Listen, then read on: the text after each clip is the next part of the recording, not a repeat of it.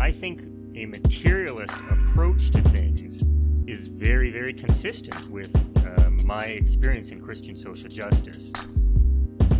I feel like the deeper I get into anarchist practice, the deeper my faith is getting at the same time. I would hope that, securing means of life for all would be something all people of faith would say, oh yes, that's at the basis of what we believe. Those who are most marginalized know the most about the true, the good, and the beautiful. To me, it's less that I think building class solidarity is a bad thing, as much as it seems like if you don't attend to things like anti-Black racism, that's always going to get in the way of building class solidarity, actually.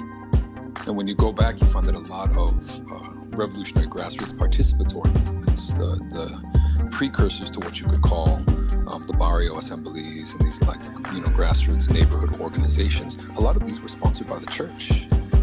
What does it mean to say that the Christian tradition is internally contradictory and there are antagonisms there and you're always being faithful to some aspects and betraying other aspects? Welcome to the Magnificast, a podcast about Christianity and leftist politics. I am Dean Detloff, one of your co-hosts. And I'm your other co-host, Matt Bernico, sent by the deep state to track your every move. Oh no, I should have known. After following all these blogs, it should have been so clear to me, but surprised it wasn't. That's right, folks. We're talking about it again, QAnon. We're making it less Anon. We're giving some A's to that big Q. Matt has been hot on the trail of QAnon the last several months, but especially the last few days. And I'm psyched to learn about it. Just like a few episodes ago, we were talking about some things that Matt's been educating me on going on in the world. We're going to do it again. And Matt, I'm just grateful for your on-the-ground reporting this time. Yeah, thanks. I'm glad to bring it to you. I want to say up front here, I don't really know how to say this. I'm not like one of those people who is following QAnon from some kind of journalistic perspective. That's not me. But I do follow it a lot. I don't know. I follow all those weird journalists on Twitter. I'm like very interested in this weird movement. I think because of just having like family members who are very invested in it. I feel like I kind of stay on top of it. And I do just have a really weird interest in, I think, conspiracy theories and like the weird movements that sprout out of them. So I feel like I have a pretty good handle on all this, that all that being the case, right? I'm not an expert, I guess what I'm trying to say, but I'm also not an expert. Yeah. I mean, you've taught a class on conspiracies at the university level. So that's true. I did. I do have a real okay. I'm not a journalist, but I do have an academic interest in conspiracy theory at the sort of rhetorical level, and you're gonna see a lot of that come through in this episode, maybe. So let's get into it, Dean. First of all, let's do this, Dean. What do you know about QAnon? What is it? And I'll tell you how wrong you are, or maybe right you are. Who knows? Great. What do I know about QAnon? So we did do an episode like a year ago, maybe, or at least last year, about QAnon with Hollis Phelps. He wrote a great article for The Bias. So I know what he said about it. I know that it is a collection of conspiracies, a lot of crisscross conspiracies. I know that it has a relationship to the weird corners of the internet, that there are all kinds of mysteries around Q, a mysterious character releasing information supposedly tied to Donald Trump and so on.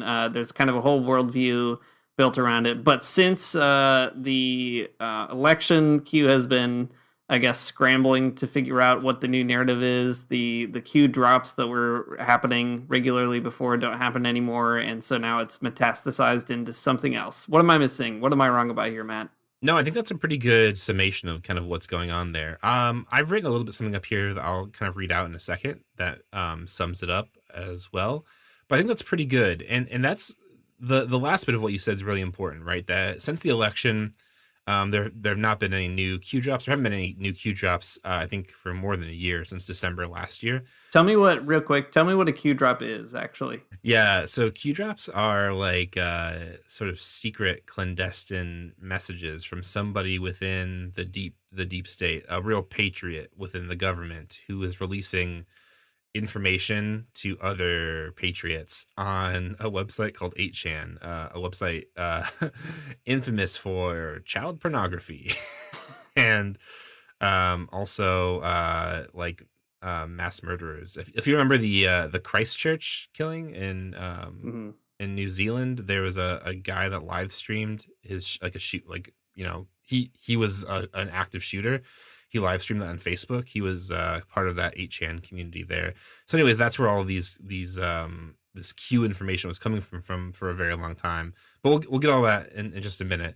The hard part here, though, is that since all of that's happened, or maybe better to say, since all that stopped happening, Q has not disappeared. It hasn't just miraculously vanished, but in fact, I think it's kind of bled into the larger conservative movement and actually become probably more popular than it ever was. There's a statistic from the New York Times that I think is something like 1 in 4 Republicans believe in Q, or they have these like sort of Q adjacent beliefs or something, which is a very, I think, difficult thing to map actually, but pretty fascinating just the same. All that to say that like this is not a problem that's gone away since the like initial conspiracy theory is kind of stopped. It's all kind of still in motion. There's a whole lot of inertia behind it, I think, is a good way to think about it. So all that being said, in this episode, we're going to do a little bit of a check-in on what's going on with QAnon and its milieu of related conspiracy theories as they relate to Christianity. I think it's a pretty tall order to do that kind of thing because they are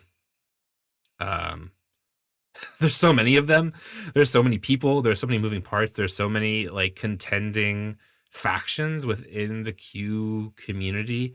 And it's hard to really make an account of everything. If this is something that you end up being very fascinated in, you should go listen to the QAnon Anonymous podcast because they do it every single week. And we're just doing it 1 week. So I don't know. That's what I've got to say. You should take whatever you learn here and go bring it to some people who know more about it even. But just the same, I think it's actually something really important for Christians to really consider. If you have family who are conservative Christians, if you have friends that are, this is an ideology that they are contending with, that they're encountering in their social media circles. That you, by virtue of just knowing those people, you also have to kind of contend with it and kind of figure out what to say about it. And it's honestly really tough because it is basically like an alternate reality that people do believe in. So I think, okay, so there's all of that, right? I mean, it's something that Christians have to deal with it because this is part of Christianity right now. There's nothing we can really do. You can't, it would be great to lop it off and maybe we could find a way to do that. That'd be really cool. But as of right now, if we're thinking about Christianity and right-wing movements within it, this is something that you have to include in that and really think through what to do about it. Also, another maybe reason to care about this sort of thing in particular is that last week you might remember, or maybe you don't. This might be the first time I've listened, which is fine. But last week we did talk about the trend of the Christian right trying to rehabilitate itself now that sort of we're post-Trump, and that is a good thing like to think about because the Christian right is for sure doing that as that's what we gave last week. But thinking and considering the whole QAnon situation is really important because this is what they're trying to rehabilitate. This is what they're trying to take that sidestep away from and kind of present some other type of like more moderate position. Does that sound right, Dean? Am I missing something about why this might be important? No, I think that's good. Maybe one thing to add is QAnon, like you said, it is a thing that whether or not you're invested in it, it is shaping the lives, like the everyday lives and everyday thinking of people that you probably know somewhere in your life. And that is certainly true in my own life. And I think that is just maybe the most significant way to kind of make it relevant, I guess. Like, I hate learning about QAnon just because it like drives me up the wall, I guess.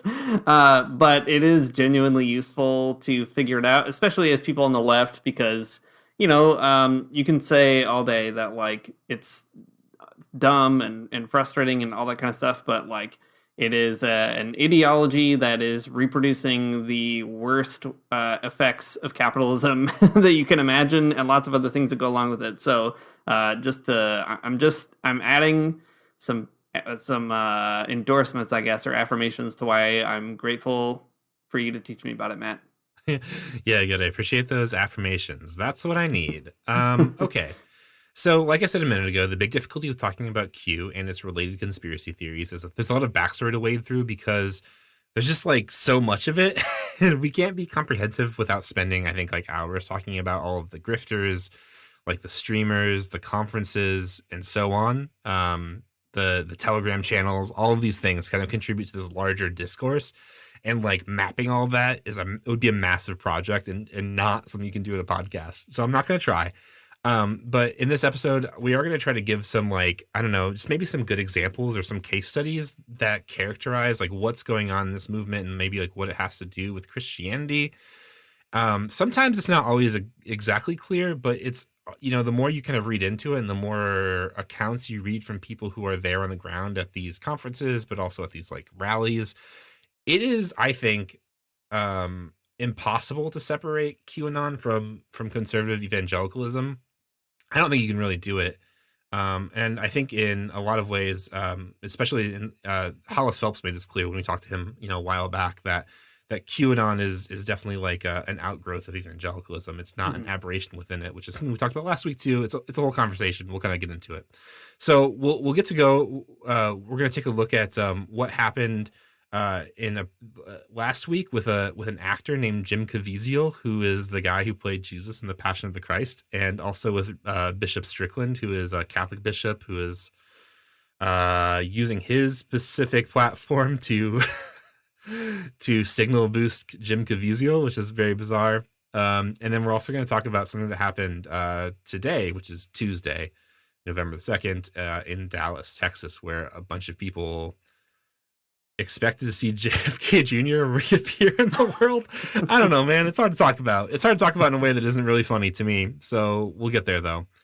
We'll get to that stuff in a minute. But first, maybe you don't know what Q is, and you're like, damn, what is the first 15 minutes of this podcast been about? Probably should have started a little bit sooner. I'm going to give like an overview of what it is for the uninitiated, and it's going to sound bonkers. It's going to sound like something that is impossible to believe, and it is, but that's what it is. Okay. QAnon is an internet conspiracy theory that has more or less materialized into a very bizarre social movement. There's a lot going on with QAnon, and it's hard to say it all discreetly in just a few sentences, but basically, someone that goes by the name of Q made around 5,000 posts on a message board called 8chan, which is the one that I said a minute ago was infamous for child pornography. This person had supposed insider information about the drama of the deep state, like the big government, not just the president, but like, the interworkings, the real people who run the show back there. The last Q post was back in December of 2020, and there hasn't been any since. But like I said, again, beginning, there's a lot of inertia, a lot of things to carry people through. But that's like maybe the groundwork. The gist of this whole thing is that there is actually a battle raging on in the government and between quote unquote patriots like Donald Trump and his followers and this cabal of sort of deep state actors who they insist are quote unquote satanic. So there's a lot of religious imagery bound up in this, lots of different metaphor, but all of those all of the big Christian metaphors, it's like the light against the dark, it's the good against evil, all this kind of stuff. It all kind of comes out in these Q drops. But the big thing is that they think that the cabal, the people who are actually running the government, the deep state, they are in fact satanic. They are actual sort of agents of the devil. Maybe all of them wouldn't express it exactly like that, but like, I don't know, man, that's what they all say. So what else can I tell you on this podcast? Like I said, there haven't been any new Q posts since December of 2020. Nothing's happened since then. And you would think, you listener, a person that has a brain, you would think that like, okay, after this stuff hasn't happened, after Donald Trump lost the election in November 3rd and Joe Biden's the president, you think everything would have calmed down. People would have like dispossessed themselves of these very weird beliefs. You would think that, because that's what I thought too, but it's not what's happening at all, not even a little bit. So everything was supposed to have come to a head with a series of mass arrests, and sometimes even posed more violently as sort of like mass executions of these like satanic actors in an event called the Storm. But that didn't happen. It didn't happen at all. If you want to know who the satanic actors are, I mean, just like look at any Democrat in the entire country. Like that's who they are. It's Joe Biden, but it's like the Clintons. It's AOC. It's all these people, right? These are all sort of like the bad guys that were supposed to be sort of swept away in a mass arrest. But it didn't happen. Okay. Maybe you didn't know that last part, but it didn't. The worst part is if you were at the top of the U.S. state, you probably are an agent of the devil, but like not for the same reasons. Yeah, in a real different way. Absolutely. Because you impose sanctions on countries that don't deserve them, not because you drink the blood of babies or something. Okay. So since the end of the Q drops, Q as a thing has become more diffuse and has morphed considerably into different factions and different movements. It used to be the case. I don't want to say that like Q was ever something that was like unified as a type of movement or a type of political belief, because I don't think that was probably ever true. There have always been sort of different commentators and different sort of internet personalities who would, be reading and interpreting Q drops. There is a very specific sort of community that was built up around these drops where people would be kind of trying to suss out exactly what they were referring to, because they're all kind of cryptic sort of information. Anyways, I don't want to get into it too much because it's a lot. There's a lot of mechanics there, and it's really frustrating to actually consider. There's an interesting documentary on HBO called Q Into the Storm. It's like a several part sort of documentary series, and it definitely has ups and downs. There are some things I think are complicated about it, but if you want to know like kind of some of the main bits about like the actual Q drops and maybe who's behind it and like how those things work, that's a great place to start considering it. But like I said, there haven't been any drops lately. The people who are kind of behind that and are doing the drops have kind of moved on to legitimize themselves in different ways, which is a whole nother story. Like I said, there's a lot of moving parts here. It doesn't matter. But one thing to consider for sure. Anyways, Q has become far more diffuse. Its ideologies and weird conspiratorial ideas have kind of bled out and morphed and metastasized. And it's kind of become a mainstay within the larger culture of conspiracy within the United States. And not the fun ones, like Bigfoot is real and he's my friend. That's a cool conspiracy theory. I love that one. Bigfoot is real and he is my friend, and I do love him. But then there's, more insidious things like the Illuminati and like there's like reptilian people or whatever. But then Q is kind of grafted into this larger framework or fabric of conspiracy theory. None of these conspiracy theories really mesh together, and I think in any kind of coherent way. But I don't think that really matters for most people, but they kind of they've ascended. They've ascended up the ladder of conspiracy theory to become sort of a mainstay.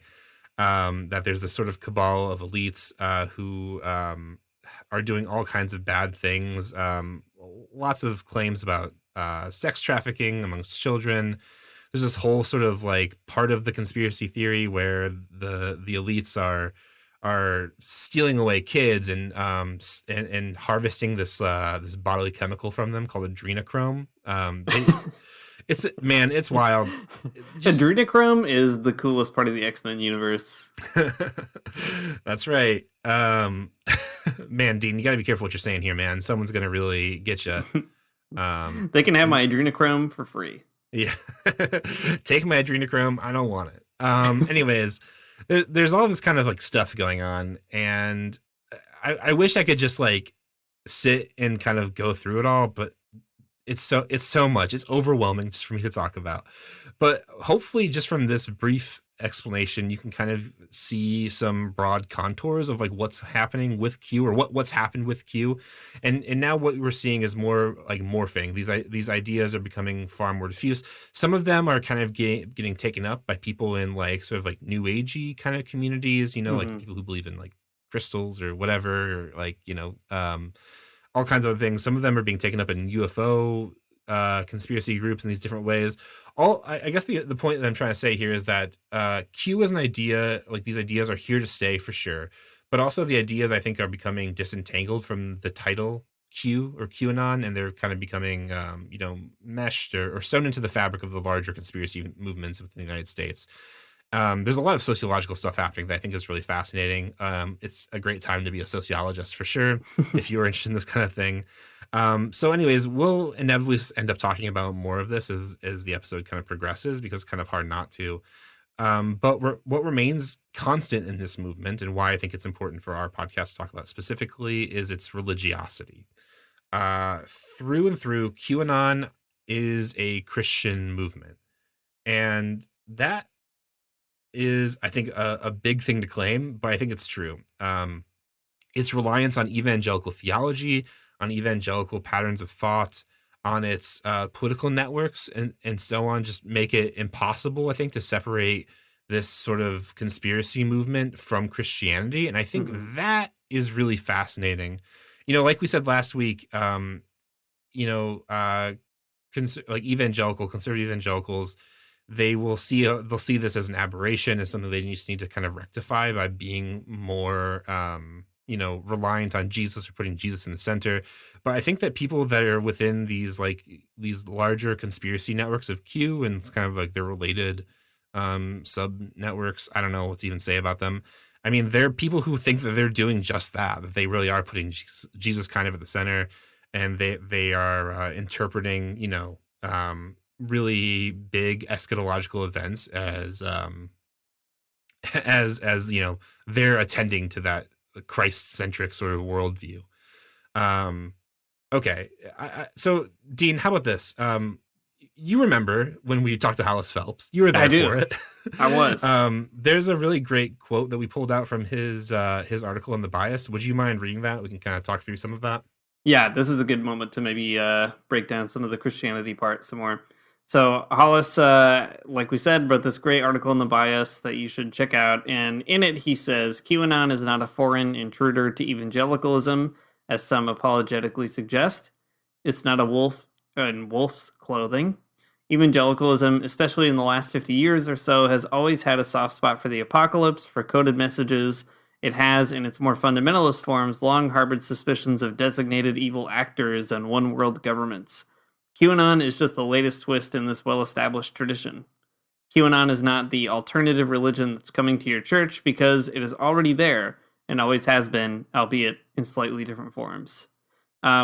I feel like the way that Hollis puts it is actually a good way of putting it, not just because it's like, oh, like you were just saying, Matt, it's not an aberration or whatever, but to kind of say it is the latest twist is also really useful, right? Because it's like, so it belongs to evangelicalism, but it is a turning point, or it's taking on different kinds of forms. This sort of obsession with, like the left behind secret messages in the book of Revelation, or looking at the UN, or trying to figure out what's going on in Israel and how that relates to, whether or not we're ready in the United States for the rapture and so on, right? Like QAnon is a twist on that, which is to say, it's both an extension of that impulse, and it's also taking on some new forms, and it's important to figure out what those forms look like and kind of how to keep tracking them, I guess, as they develop.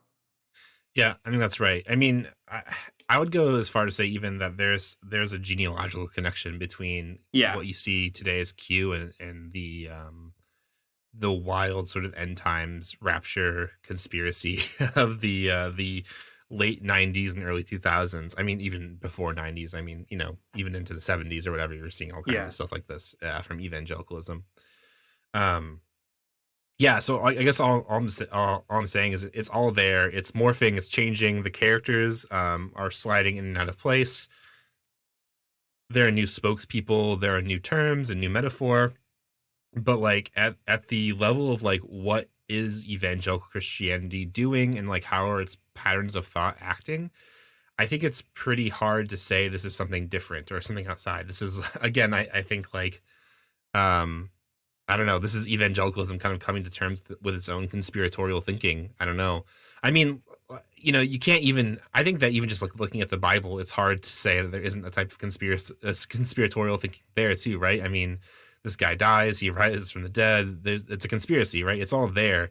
But the problem is precisely what you do with it and how you interpret these things, especially when it comes to politics. So you're seeing all these things kind of mesh and, I don't know, mesh together and just create problem upon problem. Yeah. It's a lot to consider. I mean, it's good to sort of figure out exactly how Christianity ends up in that conspiratorial thinking too. I think you're right. There's something kind of baked into the biblical text that maybe points in that direction, right? And especially like Christianity is a messianic religion, right? Like Jesus fulfills all the secret truths of that messianic hope or whatever. And I mean, if you read there are a lot of passages in the New Testament where they're like trying to establish Jesus as the Messiah, and like it's pretty it's not an airtight case, let's put it that way. So there's a kind of conspiratorial logic for sure within it. But I think especially in evangelicalism, even beyond kind of looking for the big patterns or the constellation of chess pieces and so on, there's this kind of like way that your personal devotion to Christ or your relationship with Jesus, it intentionally alienates you from the world, right? That's kind of the whole point, that it's pulling you out of the world. It makes you suspicious of the world and so on. And then it kind of, it turns you into, it automatically confirms whatever bizarre thing you want to believe that makes you look like a weirdo, right? That's kind of the idea. It's this strange, I don't know, like mechanism within Christianity and in other forms too. I mean, we can talk about it with Catholicism later. It shows up there in a different way, but in evangelicalism especially, I think there's this kind of license that is given to people to really lean into those things that make them feel out of place or out of step with the rest of the world. And because it's the assumption is the weirder you feel, the more connected you must be to God, right? There's that kind of weird feedback loop that always like ratchets up the intensity and like the hyper commitment to that weirdness. And I think that is a major piece of QAnon too, right? It's the assumption that you have the secret knowledge, and by virtue of that secret knowledge, of course, you're going to be smarter than all the sheeple around you who are just voting in a regular election, right? It's like there's something that at least echoes there between how evangelicals see their relationship with Christ and how QAnon people see their relationship to even Q, or the kind of special knowledge that they've been given. I think that's really good. And if we want to drill down on that a little bit further, I think there's something to say about, I mean, that particular arrangement within Christianity that recognizes Christians as a peculiar people set apart, real Resident Aliens vibes. It's not only conservatives that believe that too, right? Like it is conservatives for sure that there are people set apart and whatever, you have to live by these peculiar rules. I mean, I guess. But liberal Christians do it too, especially, like Stanley Hauerwas types or whatever. The whole point is to be sort of set apart and to be different and to follow God's laws and not the laws of politics or whatever. And I think there is maybe something redeeming in some of that too, that lends a certain prophetic voice to Christianity. But also you can see this way where it's spun out in a different direction, and you gotta think these are all kind of part of the same tree of ideas. And I don't know, that tree's not looking great right now. Yeah, well, there's a left-wing way of saying all this stuff too, right? That makes more sense, where it's like, yes, the world as it stands is bad, right? The world as it stands is capitalist and racist and misogynist and homophobic and all these things, and I don't want to be part of that, right? I want my Christianity to alienate me from that world insofar as I can do that through through my faith. And there's an apocalyptic tradition on the left, and you do get these kind of I don't know, fanatical is always a bad word, but I'll use it anyway. Like fanatical types like Thomas Muntzer or John Brown, right? These or Nat Turner, these people who like have they feel this kind of connection to God, right? God is speaking to them directly to go start the revolution and so on. And like, so there's a way that this happens in the left-wing tradition that is different. But I guess the point is, when that kind of logic can either spur on, the liberation of the peasant class in Germany, or it can spur on people like wanting even more brutal repression in the United States. Yeah, totally. Well, I mean, it's complicated for sure, but I do think it's really worth considering the ways that particular belief pushes and pulls us, right? I mean, in one orientation, that whole idea about being set apart and like knowing some kind of secret thing or whatever, being God's chosen people, et cetera, et cetera. You know, when you pair it with something that's like all of that is true, plus only white people are good, right? Right, You end right. up having these awful sort of fascist structures Right. that breed even, I think, weirder fascist desire. But you know, if you orient them in other directions, they don't. You do get the peasant revolt in Germany, or like you know, the war against slaveholders or something. That's super fascinating. And something to be, I think, maybe interested in, but also extremely afraid of. Yeah, totally. And I mean, there are other ways that it manifests on the left too. Like, I don't know, you all you have to do is like open up your Twitter and scroll through left-wing Twitter for a minute to like find somebody who feels that they have the ultimate secret interpretation Yes. of like capitalism, or the ultimate secret interpretation of the Soviet Union, and like that's why Stalin is actually the greatest hero of history. And it's just like, don't do this. Don't Yeah, do this, you guys. please. It's not useful, it's not helpful, it's not smart.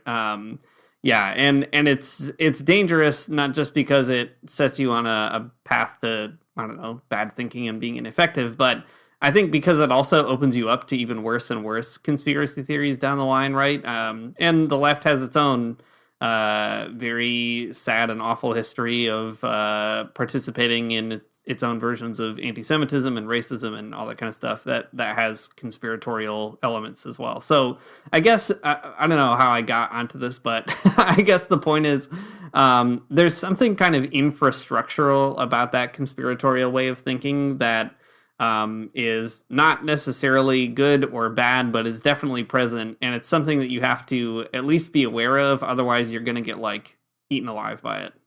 That's right. I mean, it is a part of infrastructure is a great way to put it, right? If it's a part of that grand structure inside of you that's producing the feelings that you have, and it's an important part of like what shapes Christians to do certain things, and how that's used, and like what other pieces are plugged into that, I don't know, that machine are really important.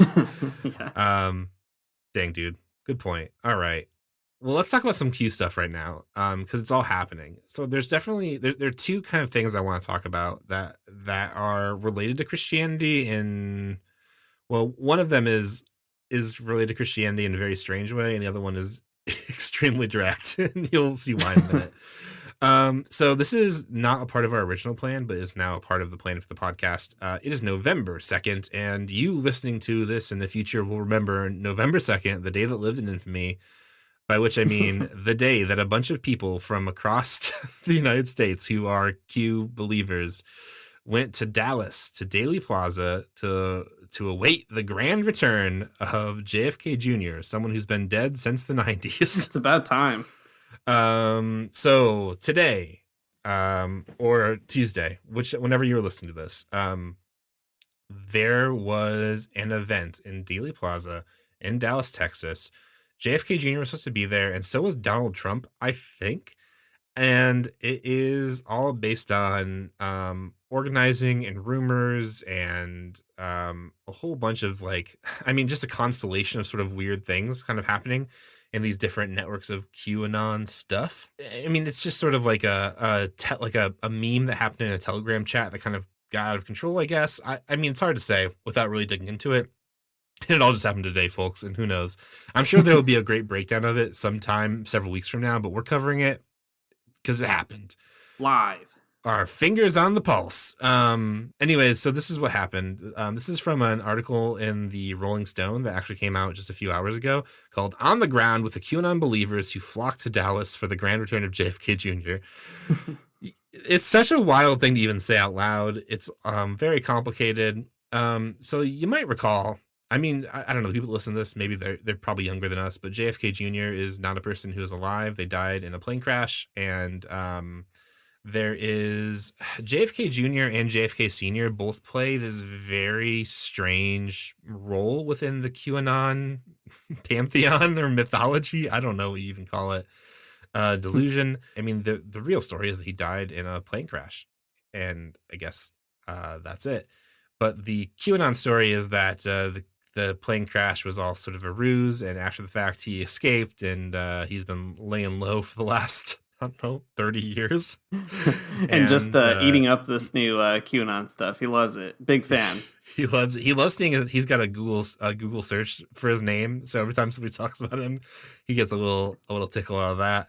His dad is the hero of progressive Catholics, Catholic Democrats in the United States. But yeah, he definitely loves QAnon. Yeah, I think that's probably how it is. Anyways, so like I said at the beginning, a lot of backstory here that we're going to just miss because it's kind of impossible. So okay, this is it. This is what people were kind of getting together today for. This is from that Rolling Stone article I mentioned a moment ago. One of the writers of this, by the way, is Stephen Monticelli, who is one of the editors for Proteon magazine as well, which is a magazine I like. So I'll just say it out loud here on this podcast. Anyway, so they write, the expectation among some attendees was that JFK Jr. would reveal himself along with his father, JFK Sr., to great fanfare. We're expecting a parade, said a woman named Ginny, who had come all the way from Nebraska. JFK is going to be here. Ginny then went on to describe that her beliefs that many dead celebrities are actually alive and are part of a secret plan, and that there will be a big reveal later tonight at the Rolling Stones concert at the Cotton Bowl Stadium in Dallas. Robin Williams was here the other day. Michael Jackson is high in the movement, according to Ginny. So that's it. That's it, folks. That's what people were expecting. Robin Williams, Michael Jackson, JFK Jr. and Sr., and Donald Trump are all going to make an appearance today in Dealey Plaza. I'm trying not to laugh. I'm trying to be a serious journalist, but I can't do it. So there's that. That's what happened today. There is a lot of other stuff going on kind of behind the scenes. So one of the organizers of this event, which is, I think actually kind of interesting because the event wasn't put on what we're going to talk about after this is a QAnon conference, and there's all kinds of QAnon conferences, and there are QAnon rallies, and they're put together by like sort of these like big name sort of people. But this one was put together by someone who just runs a Telegram channel, just like a guy from Washington, who is just like a working class guy, but also believes that JFK Jr. and Donald Trump were going to show up today. Anyways, to kind of like suss out that this was happening, his whole sort of analysis hinges on, according to this article, gematria or numerology to promote the idea that he is in direct contact with the Kennedy family, who are direct descendants of Jesus the Templars. Christ. No, Jesus Christ, Jesus himself. Jesus is John F. Kennedy's great grandfather. He's up good old Irish Jesus. Yep, that makes a lot of sense, I think.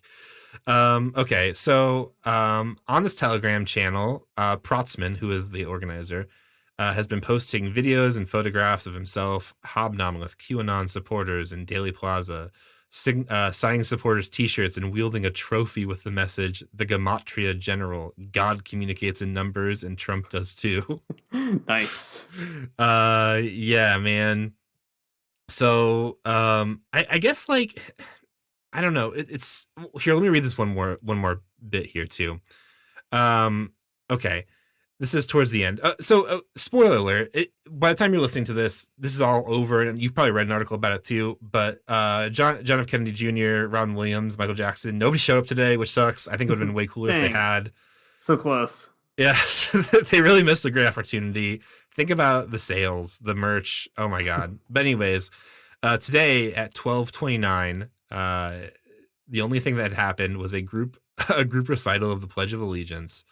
That was all that happened today, but still the crowd stuck around for several hours, even as heavy rains started to pour down. In the end, the crowd shuffled away toward their hotels in downtown Dallas, but some were undeterred. In a Telegram chat dedicated to the event titled Restore Humanity, one person made a case for their faith. This is what they wrote in the Telegram. Well, do you have faith in our God or not? This person asked rhetorically in reference to JFK's notable absence. I know I do, and part of the faith is continuing to have it, even when you can't see it. No matter what, I think the majority of us know that something is happening. We can feel it. Okay, so this event is troubling for a lot of reasons. It is very silly. I think, okay, to me, there's a lot of troubling things about it, but I think the most troubling is that these people did show up. They mobilized to an event based off of like a bunch of things happening on a chat app. And that is actually really terrifying. It didn't take like an organization of paid organizers to turn people out for this. It just like took a bunch of people who are very motivated by JFK Jr. being alive. And I think that is not good. But anyways, there's that. The other thing is that this is, I mean, I don't know. It's hard. It's motivated by a particular type of like very weird Bible code, gematria, numerology. This is how people, parse out the hidden message in the Bible or whatever and use it to predict the future. That's bizarre. I mean, but also it's just like there's this sort of underlying sense of having faith in the movement or faith in this thing that's going to happen, and it can't be shaken even when JFK Jr. does not rise from the dead.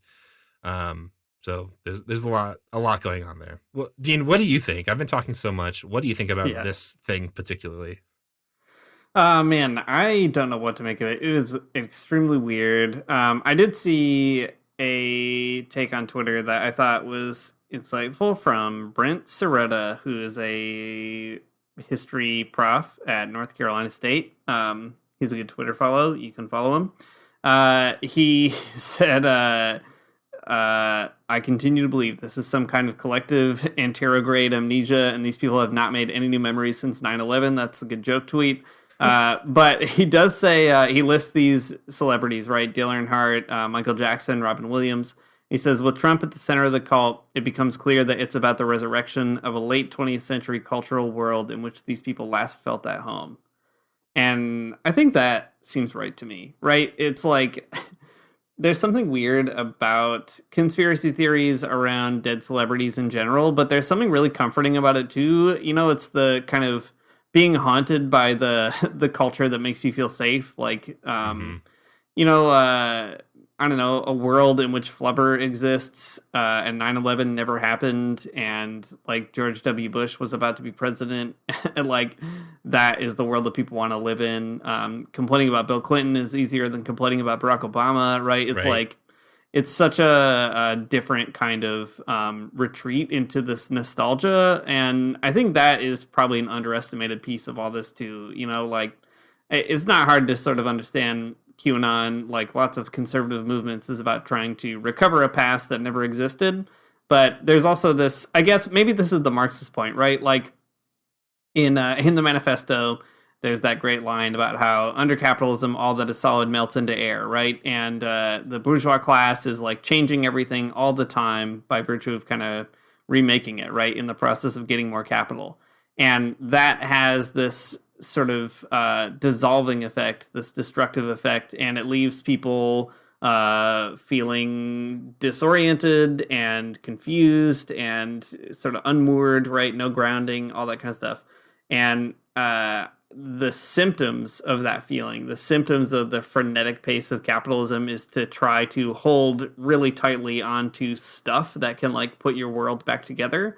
And I guess the materialist sort of explanation that makes sense to me of this is this kind of conference or event, I guess, that occurred or emerged out of thin air is symptomatic of that, right? It's like the whole world is moving at a breakneck pace around you, and like it doesn't make sense anyway.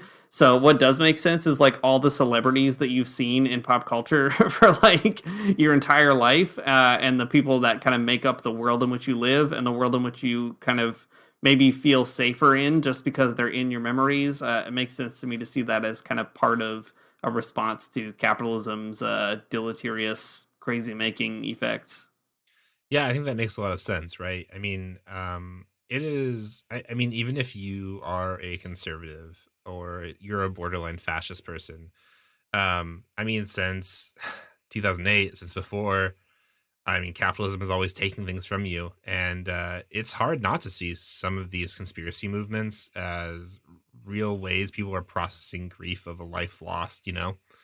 And that is sad. But also, stop go to therapy.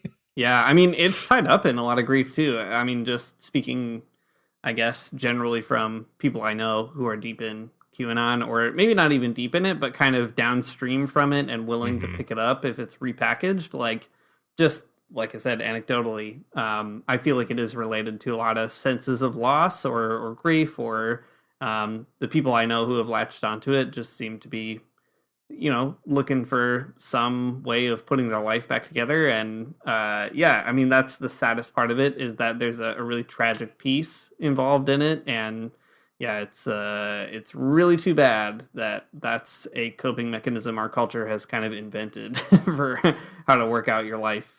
Yeah, absolutely. I think it is. It's not good. I don't like it. Well, let me pivot from that hard truth that I'm processing right now, talking about something else that's very silly, so we can kind of get past it without acknowledging it, without doing the hard work of kind of processing all of that trauma. the classically masculine way of dealing with grief. That's right. Okay, so let's talk about this other thing. This happened not today, actually a bit ago on October 25th. There was a Q conference called Forgotten Country Patriot Double Down, which I think is an incredible name. I think it is amazing that they called it that, but they did. Deep fried on both sides. Yeah, fried on both sides. It's just two pieces of chicken. So on October 25th, there were actually two these Q conferences that did happen, sort of by different organizers with different people. They're both very expensive to go to. It doesn't matter, but that's all happening kind of in the background. These two different conferences happening at once. Like Michael Flynn is there. He's kind of in the mix doing his thing, talking about QAnon people winning local elections, which is bad. But the thing that I kind of want to focus on for a second to kind of draw out this connection with Christianity is something that happened with an actor named Jim Caviezel. Jim Caviezel is a person who I've learned a lot about over the last few weeks, and he is a very strange person. You might know Jim Caviezel from things like Passion of the Christ. You might know him from a movie called Frequency, The Thin Red Line. He was in a CBS show called Person of Interest, and I think probably a bunch of other things too. I mean, now that I'm looking at his IMDb page, there's a lot of things he's involved in. He's a real actor, that's for sure. But he's also a real weirdo. So he was at this QAnon conference, the Double Down conference, and he was there to speak and kind of gave a very fascinating speech that not only quotes, it doesn't quote Ronald Reagan, it is a détournement of Ronald Reagan. It is he does the Braveheart speech in his speech. Love and it. he also does talk shit about Pope Francis. All of that, all of it in one thing. Jim Caviezel is a Catholic and not an evangelical, so that does complicate the narrative a bit, but it is kind of interesting. So an article came out about this in the Religion News Service by Jack Jenkins, a person who writes about religion and politics, and it's a good article that does help kind of just put it all out on the table. I think it's great. It's called Catholic Bishops Praise Jim Caviezel's Speech from QAnon Connected Conference. There it is. So I'm going to read a few pieces of this here, and you can kind of get an idea of like what's happening, or maybe what the controversy is. We don't need to say a lot. I guess I do have a few things to say about what Jim Caviezel said in his speech, particularly.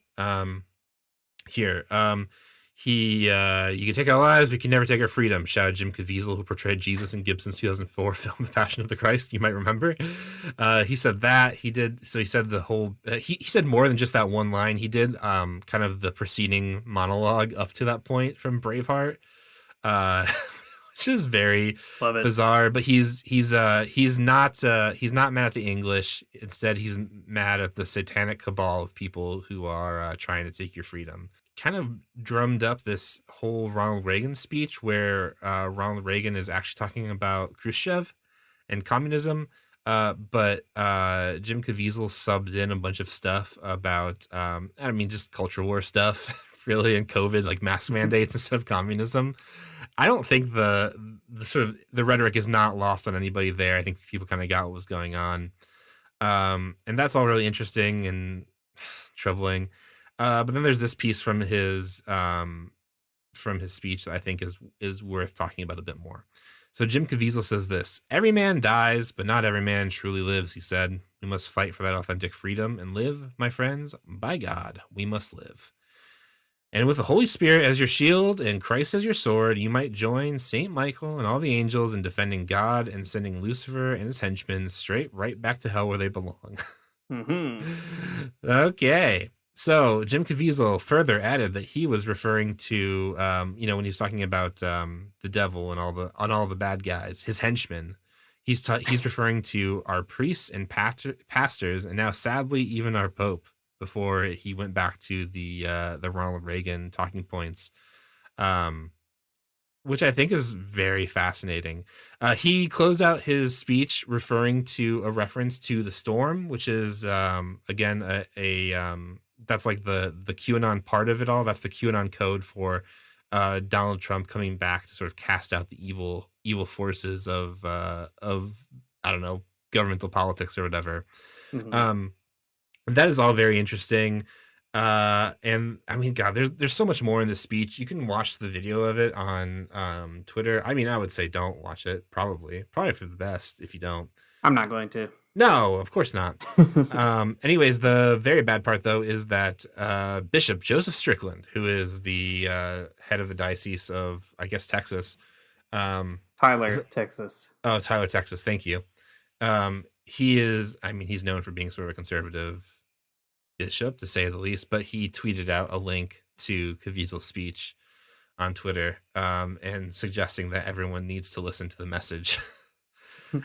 And that's weird and bad. All I'm trying to say here is that this is an evangelical phenomenon, but there's a larger, I think, just like sort of Christian thing happening here that's worth considering.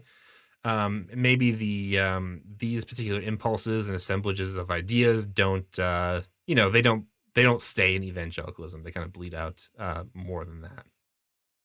Yeah. I mean, the way that all this stuff manifests in Catholicism, I think, is interesting because there are some similarities. So, that thing I mentioned earlier about how there's that mechanism in evangelicalism where because you have this direct line to God, it relativizes everything else, and then it sort of confirms the weirdest ideas that you have because it's like there is no external check or anything else. You might expect that doesn't show up in Catholicism, but you would be wrong.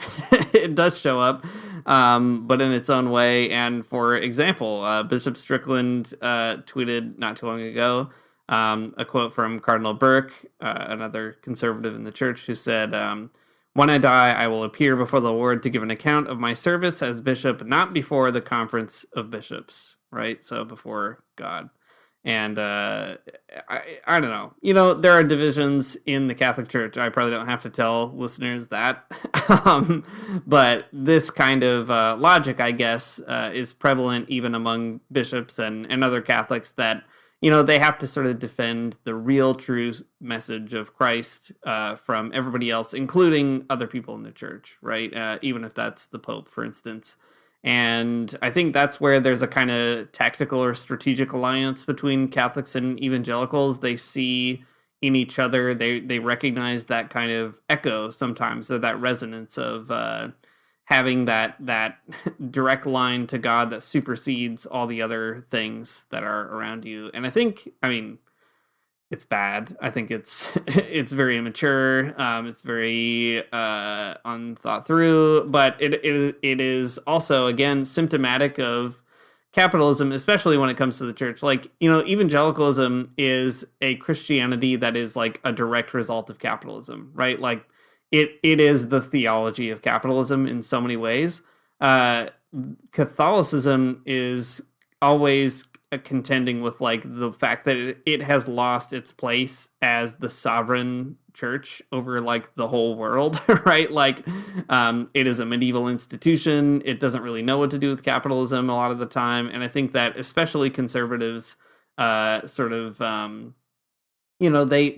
imagine themselves as still existing in that medieval paradigm, but kind of updated and refracted through our capitalist society today. So they're constantly trying to claw back whatever power that they will never be able to get back.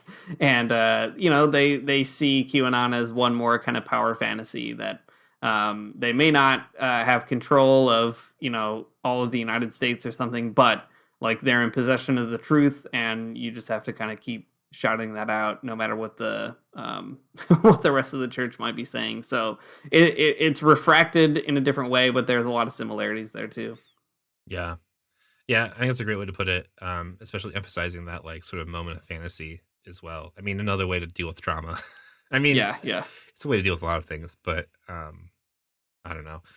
I guess it's worth pointing this all out, like I said at the very beginning, because this is what I mean, Christianity has to contend with. This is something that it has to deal with and make sense with and form new pathways with, right? We were mentioning earlier that the left has ways of dealing with this. And I mean, so does sort of like the liberal center has ways of dealing with this particular, pathology.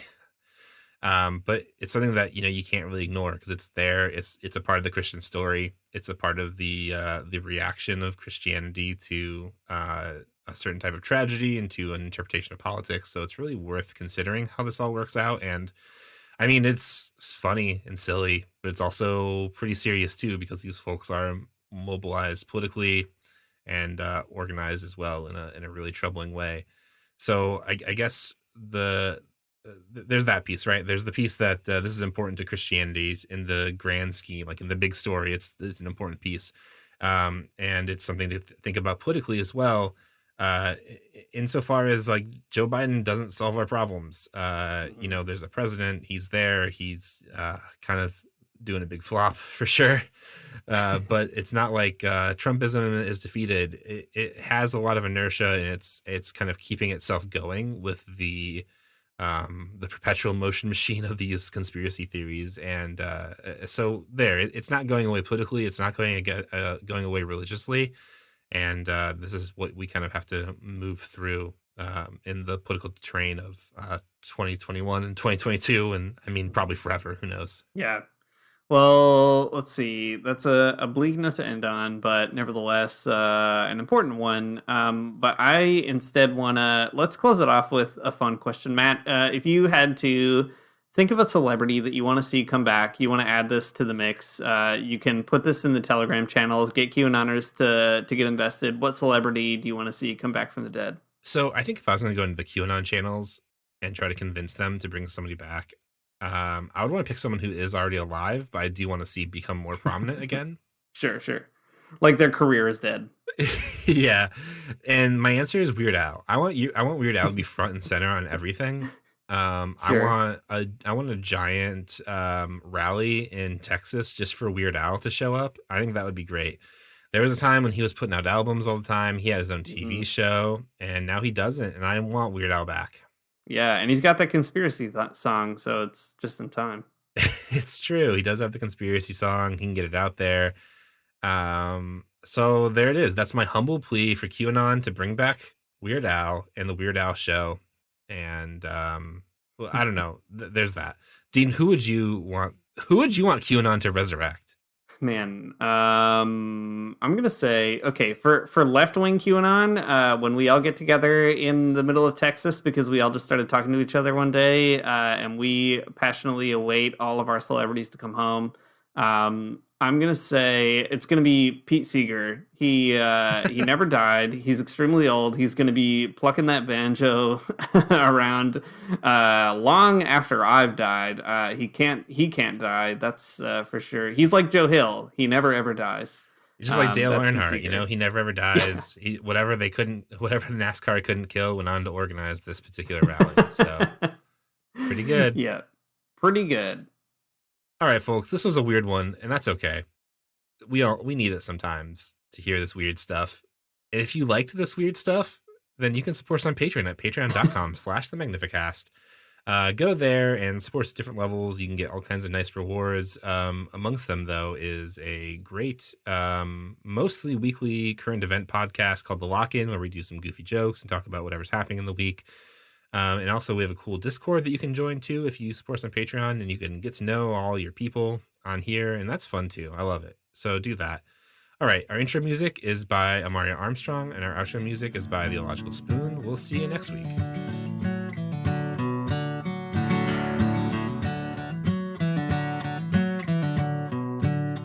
I don't want to give Get up for church in the morning, souls alive. Heaven come to earth and there won't be no church. We'll meet down by the riverside. There we'll swim with all creation. Never get tired, never bored. Don't worry, someday there'll be no dam between us and our Lord.